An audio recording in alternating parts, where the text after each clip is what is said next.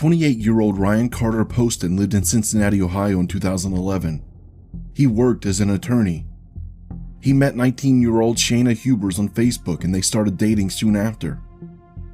Shayna was a psychology student at the University of Kentucky in Lexington. She was pursuing a master's degree in school counseling. Ryan and Shayna had a volatile relationship. They broke up several times over an 18-month period. In 2012, Ryan decided to move on from Shayna. On the evening of October 12th, Ryan had a date planned with Miss Ohio 2012, Audrey Bolte. Before Ryan could leave his Highland Heights condominium to go on the date, Shayna arrived at his door begging him to take her back. Not long after, Shayna called 911 to report that she took Ryan's life. Campbell County 911. Ma'am, I killed my boyfriend in self-defense. What did you kill him with? A gun, a loaded gun in the house. Can you tell me where the gun is right now? The gun is in the house. I laid it on the bookshelf. Where are you? I'm standing about 10 feet from his dead body. Okay, are you sure that he is dead? He's dead, ma'am. He's completely dead. Okay. And how long ago did you shoot him? I don't know, 10 or 15 minutes, not even that long. 10 or 15 minutes ago? Yeah. Okay, what's your name? My name is Shayna Hubers. The officers are going to want me to stay on the line with you, so when they get there, they're going to want to know where that gun is, and we want you to get out safely too, okay? Okay, are they going to arrest me? Ma'am, I don't know what they'll do. We're going to send them out. I'm going to stay on the line with you, okay? I mean, I'm not a murderer, ma'am. I just killed him. What happened exactly? What happened? He beat me and tried to carry me out of the house, and I came back in to get my things, and he was right in front of me, and he reached down and grabbed the gun, and I grabbed it out of his hand and pulled the trigger. Okay. All right. Do you need an ambulance? Have you been injured? I'm not injured, ma'am. I was thrown into the side of the couch. All right. What's his name? Ryan Poston. He's an attorney in Cincinnati. Okay. Have you had a history of domestic violence with him? Yes. Okay. And is this your gun? No, this is his gun. He keeps loaded guns in the house. So he slammed you into the couch, but you don't have any injuries? I don't have any injuries. I was just very frightened. He's a lot bigger than me. He's 6'3", 200 pounds. I'm 5'8", 120. And he picked me up, and I said, let me get my things at least if we're going to break up. And he threw me across the room, and I was very startled. I was laying on the floor. Okay. All right. And I killed him. Ma'am, you're sure he's not breathing at all? Because I have to go touch him. No, that's okay. They actually have someone that's outside almost right now, but I'm going to stay on the line with you, okay? Ma'am, and then because he was twitching and I knew he was going to die anyway, and he was making funny noises, I shot him a couple more times just to kill him because I knew he would have been... I'm sorry, you said you shot him a couple more times after that? Yeah. How many times did you shoot him total? I don't know. Okay, because he was twitching and you knew he was going to die, so you shot him again? Enough to make sure he was dead because he was twitching so bad and I didn't want to watch him lay there and twitch. So you shot him instead of calling 911? Yeah, I did because I knew he was going to die anyway. That evening, Hubers was interrogated by police. She justifies what she did by saying it was self-defense. Investigators found no signs of domestic violence in his apartment. Interviews with friends and family members also show no sign that Ryan was ever violent or abusive. In the interrogation, she gives her version of events. He had put his arm across the table, and there's a lamp, and he had put his arm across the table and had it in my face and was screaming at me at the top of his lungs after he had thrown me around the room, and was saying emotionally to me, "You're a f***ing hillbilly. I f***ing hate you. I hate everything about you for what you are, and my family." And he was screaming it, and he had his hand on the table, and he wasn't completely standing up. He was like this. So He was announced it when I shot him. He went like this. Literally. That's when I knew he was dead. Or close to it, and twitching. And I let him, I still, even though it hurt, I still, enough of me, loved him. That I couldn't stand to watch him twitch. I knew he was going to die, or have a completely deformed face. He's very vain. One of our last conversations we had that was good was that he wants my best friend who's a dentist to do his veneers and wants to get a nose job. Just that kind of person. And I shot him right here. I gave him his nose job. He wanted. I broke it.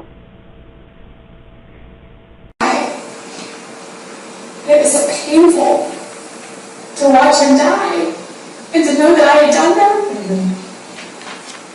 That I just walked around the table and shot him where I knew he would die immediately.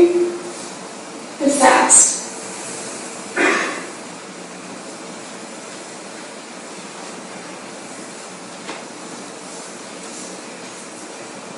His obsession with guns killed him.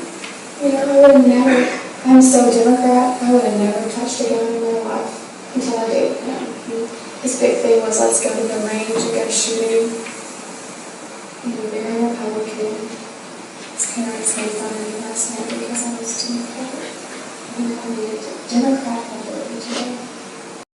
Hubers then continues to talk about herself and how what happened will affect her, saying that she doesn't know if anyone will want to marry her because of what she did. She also says that she hopes there's no severe consequences because she wants to go on with her life and be happy.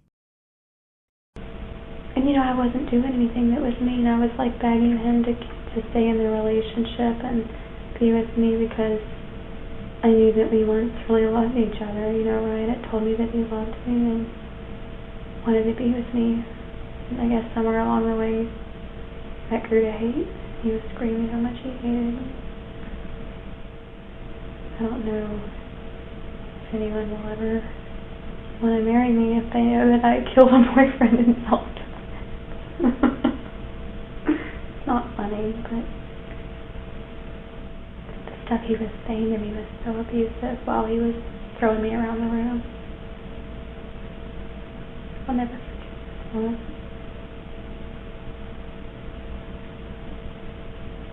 I think in the midst of that, my love turned to hate, and I remember screaming, reaching up to grab the shirt. You, how dare you mock my family? How dare you talk about you please speak poorly of my mother and my family? If I don't get any serious consequences, then I could really be happy just having a career and maybe not even ever getting married, because this is very traumatic, you know. It's very traumatic for me to live with it. I have to know that I did that for someone that I told every day, I love you. When the investigator leaves the room, Hubers walks around and sings. At one point, she says out loud that she did it. She appears to be proud of herself.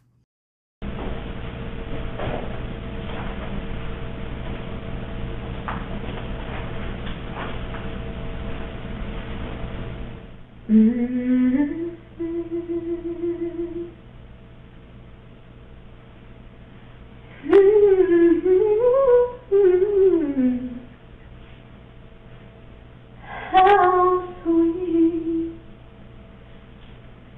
the sound that it sings. Oh, rest.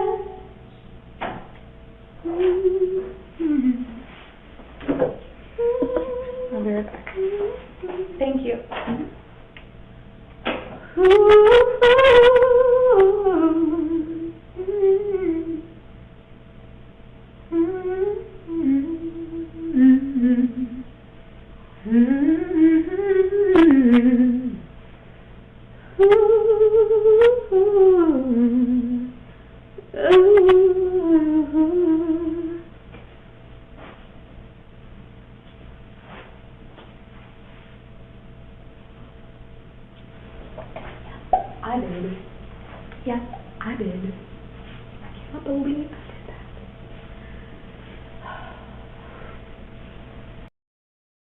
Following the interrogation, Hubers was arrested and held on a $5 million bond. She was indicted on December 20th, 2012. Then, on January 16th, 2013, she entered a plea of not guilty to the charges against her. On April 13th, 2015, over 2 years after the incident, Hubers' trial began. She did not take the stand in her own defense, but relied on the police interrogation tape we just looked at, in which she maintained that she took his life in self-defense. On April 23, 2015, Hubers was found guilty. She was sentenced to 40 years in prison with parole eligibility after 20 years. In 2016, her conviction was overturned because one of the jurors had a felony conviction. Her second trial began in 2017.